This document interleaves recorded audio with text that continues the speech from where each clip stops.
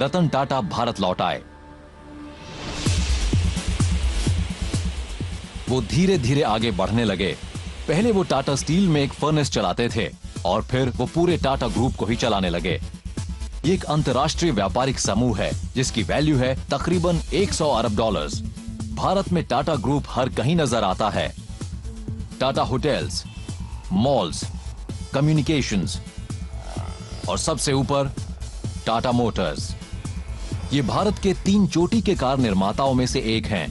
Trucks और buses बनाने में ये एक वर्ल्ड लीडर हैं और अब तो ये British luxury brands land rover और जैगुआर के मालिक भी हैं।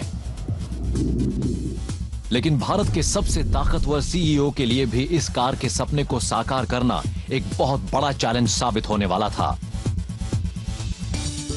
अपने सपने को सच करने के लिए रतन टाटा ने अपनी उम्मीदें गुजरात में सानंद नाम के शहर के नजदीक इसी मकसद से बनाई गई एक मेगा फैक्ट्री पर लगा रखी हैं।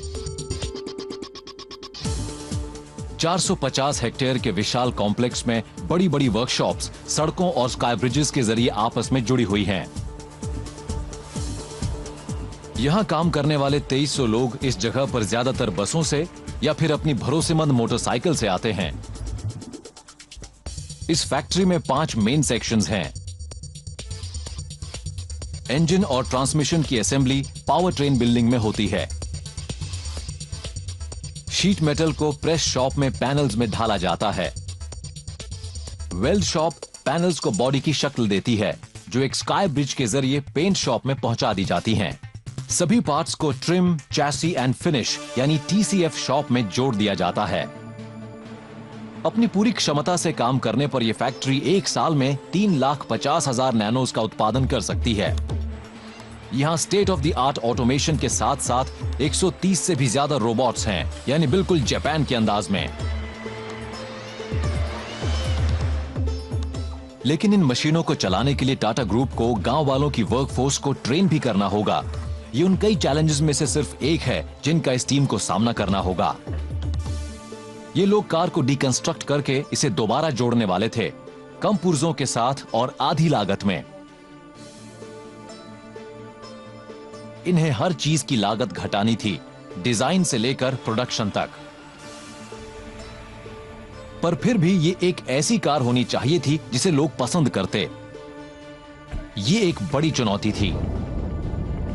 सुरक्षा, खूबसूरती, ईंधन की कम खपत और हैंडलिंग, इन सभी की खासी अहमियत थी। लेकिन अगर इन तमाम खूबियों को पाने के चक्कर में वो बजट से आगे निकल जाते तो नैनो दुनिया की सबसे सस्ती कार होने का अपना आकर्षण गंवा देती। इसमें कोई हैरानी नहीं कि डिजाइन टीम थोड़ी नर्वस थी।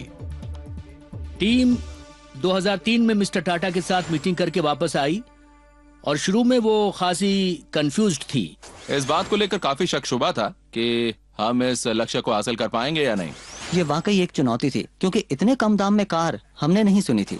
ये काम इतना चैलेंजिंग था कि मैंने कहा हो सकता है हम ये काम कर लें, पर ये मेरी जिंदगी का सबसे मुश्किल प्रोजेक्ट होगा। अगर टीम इस कोशिश में कामयाब हो जाती तो वो एक इतिहास रच देती।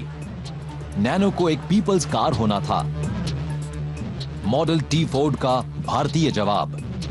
जब हेनरी फोर्ड ने मॉडल टी इंट्रोड्यूस किया था तो $850 के दाम ने इसे लाखों अमेरिकियों की पहुंच में ला दिया था।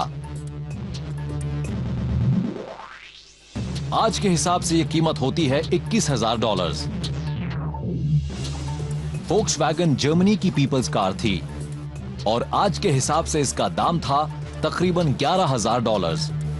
लेकिन नैनो को तो इसके सिर्फ 1/4 दाम पर ही आना था।